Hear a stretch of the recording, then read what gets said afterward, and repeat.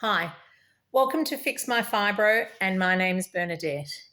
So, I just mentioned in the last video talking about chronic fatigue syndrome or myalgic encephalomyelitis and its relationship to long COVID, and also how the researchers and doctors have acknowledged that it's possibly a mast cell disorder, which a mast cell is actually an immunological cell that is in your body to protect you. It's kind of a response cell that if something foreign comes into the body, it kind of alerts.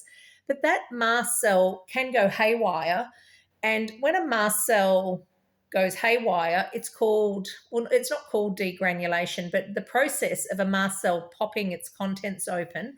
So that's a mast cell, and it's got lots of things inside it, pops open. That's called mast cell degranulation, because when the mast cells degranulate, you can see it in tissues where mast cells naturally reside, that these mast cells lose their contents. Those contents, there's about 1,000 items or 1,000 chemical modulators, things like cytokines, interleukins, which are inflammatory molecules, things like histamine. So if you get hay fever or if you have itching relating to your fibromyalgia and other symptoms, it's a histamine reaction. So the mast cells reside in certain tissues of the body, and mast cells will reside in the gut.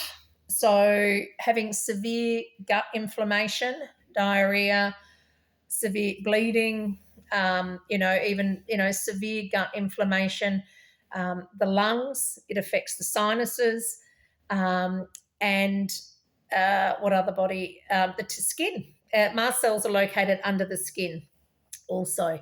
So, unless you have a diagnostic test where you're physically, like, for instance, if you're having a colonoscopy, unless the clinician is taking a sample of the gut and then looking at it with a specific laboratory stain and looking for mast cell degranulation, you will not get an accurate diagnosis of the mast cell degranulation. And this is one of the biggest issues relating to, I guess, long COVID, chronic fatigue, if it is a mast cell disorder, and also all mast cell related conditions. If everyone with fibromyalgia actually has an underlying mast cell disorder, there are no blood-based tests. There has been belief that certain blood-based parameters like tryptase can be high or are high, but they're not always high. And there are very few immunologists. It's actually an immunological cell. It's a cell of the immune system. And immunologists are the specialists in Western medicine that would take care of looking at anything relating to a mast cell disorder. There aren't enough immunologists on the planet Earth that actually even understand mast cell disorders, let alone immunologists in general that are treating, that could actually see the 5% of the population that has fibromyalgia. Then you've now got a percentage of the population that has long COVID, and you also have a percentage of the population, 2 to 3% probably, that have chronic fatigue syndrome.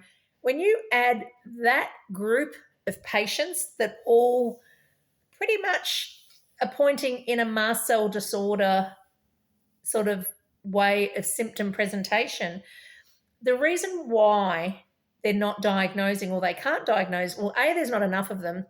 There are very few immunologists that actually specialize in mast cell disorders.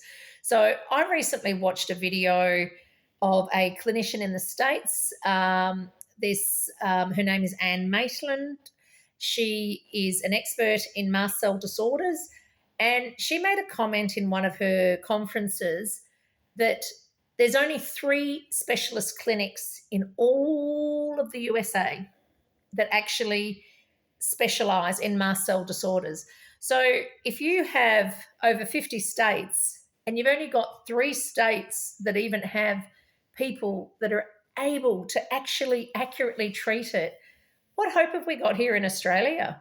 I know I've seen about half a dozen immunologists, and I waited 8 months for a recent immunological appointment with one of the leading immunologists in my city.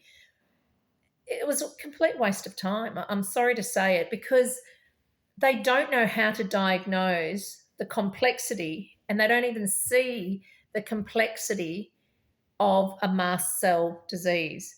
Because there are 200 symptoms minimum, like I said in an earlier video, I said I know there's more, and I'm going to talk about each and every one of those symptoms and where it relates back to these primary conditions. When you have 200 symptoms, the potential variation on any given day, if you've got 5 or 10 of those symptoms happening, you can have so many variations. You can have up to 10,000 variations of the same condition, because someone might be presenting with skin issues and rashes and gut issues, while someone else will be presenting with severe sinus and lung issues. They're all mast cell disorders, but it just depends where the mast cells are being activated and degranulated and causing symptoms in the body in a systemic setting. So throughout the whole body, throughout the whole body system. The complexity of it is its downfall. And the doctors, no GP on the planet even has had training in mast cell disorders. That clinician, Anne Maitland, actually said it's going to take another 10 years for the immunologists to be trained and understand, and then another 10 years to explain it to all of the GPs. So we've got another 20 years. We're already in 2023. We've got another 20 years here before a GP might even understand a mast cell disease and the complexity. That's not good enough. I want to change that. I know I've been living with this mast cell issue as part of my symptom presentation relating to fibromyalgia. And the issue there is the diagnosis, because no doctor is going to go in invasively to try, when you're having a flare up, to go and try and get that diagnosis. The only way to do an accurate diagnosis is via a questionnaire. And unless you've got that understanding of the complexity of all of those 200 plus symptoms, and that's something I've done for the last 23 years, is analyze every single symptom I've had every single day, compartmentalize them, strip them back to separate the different parts of the illness relating to fibromyalgia. What part is the mast cell disorder? What part is this gout presentation that's not the male form of gout that the doctors aren't diagnosing or can't diagnose because it's not an MSU gout that there is a blood-based diagnostic test for?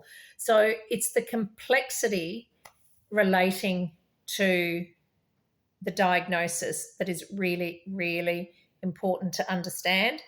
And I'm just going to keep doing these videos till I explain it to you one after another. I hope I'm not confusing you too much with this introduction of these mast cell disorders, but it is a huge part of the overall presentation.